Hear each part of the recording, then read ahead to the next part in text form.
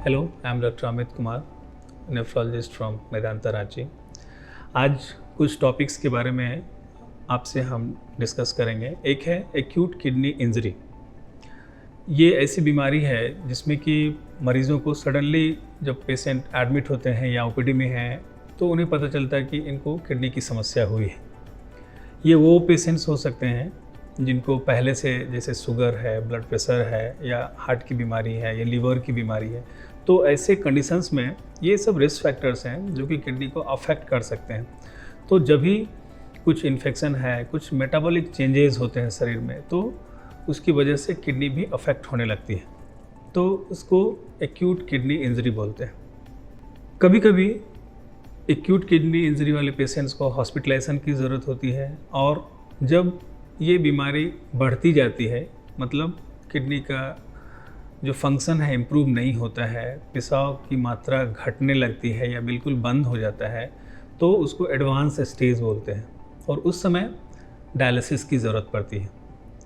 Dialysis, कई तरह की डायलिसिस एक्यूट किडनी इंजरी में बताई गई है, जिसमें कौन सी डायलिसिस किनको लगेगी डिपेंड करता है कि वो उनके वाइटल्स, मतलब उनके ब्लड प्रेशर, उनके पल्स रेट, उनका बाकी कंडीशन कैसा है। तो उसमें एक होता है जो नॉर्मल रूटीन हीमोडायलिसिस होता है। अगर ब्लड प्रेशर ठीक है तो रूटीन हीमोडायलिसिस हम लोग कर सकते हैं। अगर बीपी कम है बट इतना ज़्यादा कम नहीं है, पेशेंट डायलिसिस टॉलरेट कर सकता है, तो उसमें स्लो एफिशिएंसी डायलिसिस होती है, स्लेट बोलते हैं। और अगर बीपी वाकई बहुत कम है, पेशेंट्स वेंटिलेटर पे है, उनको मल्टीपल लाइक ब्रेन इंजरी है या किडनी को लीवर इंजरी है, और ये कार्डियक पेशेंट्स हैं जिनको बीपी ऑलरेडी बहुत कम होता है और मैं अदर फॉर्म ऑफ डायलिसिस नहीं कर पा रहा हूँ, तब फिर CRRT एक मोडालिटी है जिसमें कंटिन्यूअस रीनल रिप्लेसमेंट होता है, जो लंबी डायलिसिस होती है, 24 से 48 घंटे की डायलिसिस चलती है, फिर उसको किया जाता है। डायलिसिस के फ़ायदे क्या हैं? फ़ायदे ये हैं कि जब वो पेशेंट मानिए दूसरे बीमारी से ग्रसित है और अभी कुछ इन्फेक्शन हुआ है जिसकी वजह से वो डिटेरियोरेट कर गया है और किडनी की बीमारी बढ़ गई है, तो ये डायलिसिस जो सपोर्ट है एक तरह का, जो कि शरीर को, क्लिनिशियन को ये टाइम देता है कि जब तक बाकी चीज़ें कंट्रोल में आए, उनके पैरामीटर्स इम्प्रूव हों, तब तक शरीर की जो अंदरूनी अवस्था है, जो मेटाबॉलिक चेंजेस शरीर में है, वो सही मात्रा में रहे, लाइक सही इक्विलिब्रियम में रहे। अगर गंदगी बढ़ते जाती है तो धीरे धीरे ब्लड प्रेशर क्रैश करने लगता है और हार्ट बंद होने का खतरा होता है।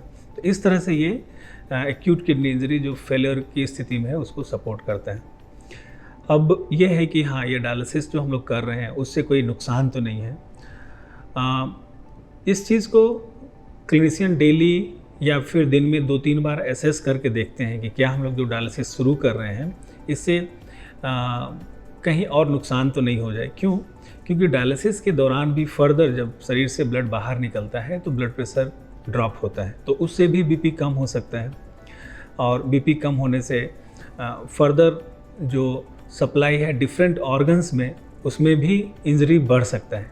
तो इसको प्रॉपरली एसेस करना ज़रूरी है कि उनका जो मीन बीपी है वो एक लेवल से एटलीस्ट 65 से ऊपर रहे, ताकि डायलिसिस पूरी तरह से हो और तभी जाके उनके शरीर की गंदगी को एफिशिएंटली बाहर निकाला जा सकता है।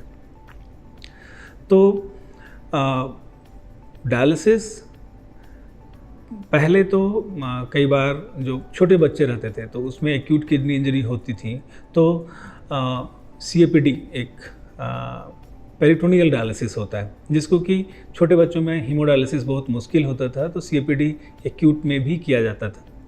और अब चूँकि मशीन्स बहुत एडवांस हो गई हैं तो बहुत छोटे बच्चों की भी डायलिसिस जो हीमोडायलिसिस होता है उससे किया जा सकता है।